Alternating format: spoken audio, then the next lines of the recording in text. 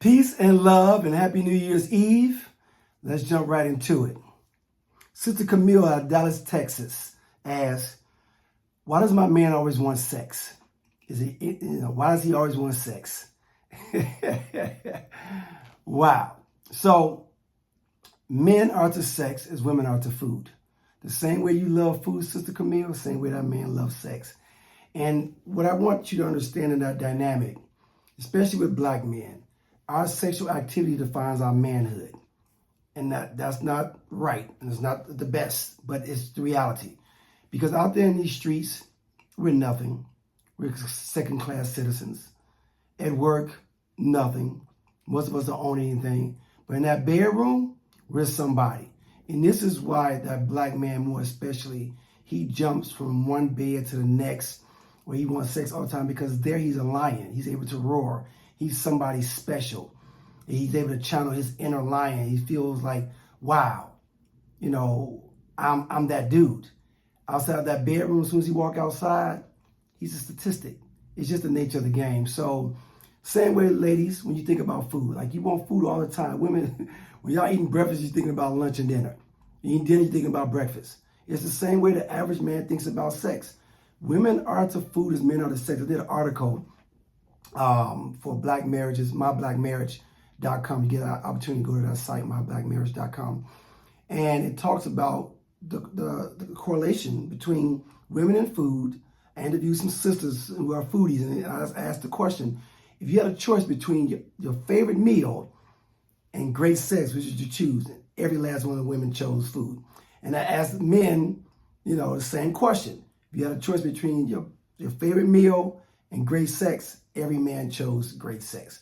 And I'm not saying that, that's relative. It's relative to the person. And I'm speaking in generalization here. I'm generalizing here. So again, there's some men who prefer food over sex. There's some women who prefer sex over food. Me personally, great sex all day. I can go make my own meal, but I can't make great sex. And again, as you know, I'm anti-masturbation, so I need a woman next to me. But Sister Camille, I advise you to meet your man halfway. Talk to him. Ask him, talk about his appetite. Because remember, just because the man wants sex, do he want attention, affection? Is he after the orgasm? For example, if he just wants an orgasm, there's more than one way to pluck a chicken. It's like, hey, you know what? I don't feel like being penetrated right now, but hey, here's my hand, here's my mouth, here's my breast, whatever it takes to get you there, and then send him on his way. And, just don't look at it like, gosh, it's no different than you wanting a snack. He's like, you may not get the full meal, but you got a snack to carry you over. And that's the same way with men. Men are very simple creatures when it comes to that. And most men, I should say. If you satisfy his ego with, meaning that penis, he's good. That old adage that says a key to a man's heart is food, that's BS. The key to a man's heart is head or sex. The average man, again, sex keeps him in a peaceful space. If he's not getting that release, it's going to be some challenges. And some ladies too, but I'm speaking on, in the majority here. And trust me, ladies, I'm a man. Men love that release. We got to have it. Marvin Gaye said it best, when I get that feeling, I need sexual healing. Bam. And I salute that brother for that. Shout out to all my military people, former Air Force brother here. Peace and love on that. Brother Byron at Orlando, Florida asked, I love my best friend and we're dating. Should I marry her? Well, if you feel like she's the one, then absolutely. But don't marry her because she's your best friend. Marry her because she's your best partner. She's a person that relates to you. She gets you. And sometimes we confuse relationships with friendships. And let me break that down for you. Your friends is typically unconditional love, meaning there's no expectations. There's just your friends. In relationships, there's a boatload of expectations, which means it's not unconditional. It's conditional. In relationships, I expect you to do things to react. I expect you to get to know me. I expect you to know when I'm feeling sad, I'm feeling happy. I expect you to know my appetite in and out of the bedroom. In relationships, things get challenging because the expectations grow expeditiously, depending on how long you've been in that relationship. It's like, whoa. There's levels to the game. Whereas friendships, you may not speak to your friend for 5, 10, 15 years. You speak to that person, it's like y'all just spoke yesterday, y'all been hanging out. There's no expectation because the balance is different there. So remember, people, in marriages, for example, especially if you have children, there should be grades that you give each other. Give a grade on your marriage, give a grade on your friendship, but then give a grade on your parenthood, on your parenting. Because those are the three different categories. Because you may be an excellent friend, be a horrible mate as far as being married to that person or in a relationship with that person. You may be a great parent and a great friend, but or great with the marriage, but you're a horrible friend. And our friendship, one thing I love about friendships is that there's the trust factor there.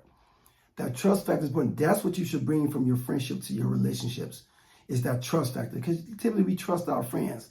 We trust them with our deepest, most darkest, and brightest secrets. And we feel comfortable. We can be ourselves around them. We can pass gas, we can laugh, we can curse. Because there's no judgment zone with our friends. In relationships, there's a huge judgment zone. So great question, Brother Rick. And remember, going into this new year, people, Happy New Year's to everyone. 2025, focus on your personal health. Focus on who you are inside. And remember, you can't heal what you don't reveal. If there's something bothering you, talk about it to yourself first, and talk about it to those who you trust. And if it's something that's traumatizing or is bringing drama in your life, seek out a professional that can help you. A therapist of some sort, psychotherapist that can help you with those issues. Because again, we got to start healing, people. And in order for us to get rid of this divide that we have, especially in the Black community, where we got the Black woman over here, the Black man over here. The Black family is here. Because we have, we got to focus on that. Focus on the Black family. Because that's important. That unity amongst us is very, very important. Again, people, keep happiness first in your life. Focus on your happiness. Remember, pursuit of happiness. You got to work for that thing. Happiness just doesn't show up at your door. You got to work for it on a continuum. And stop expecting other people, especially your mates, to be responsible for your happiness. You are responsible for your happiness. As always, peace and love. I'm Dr. Tiy-E. Go out there and have an amazing 2025. And just because you are, I love you.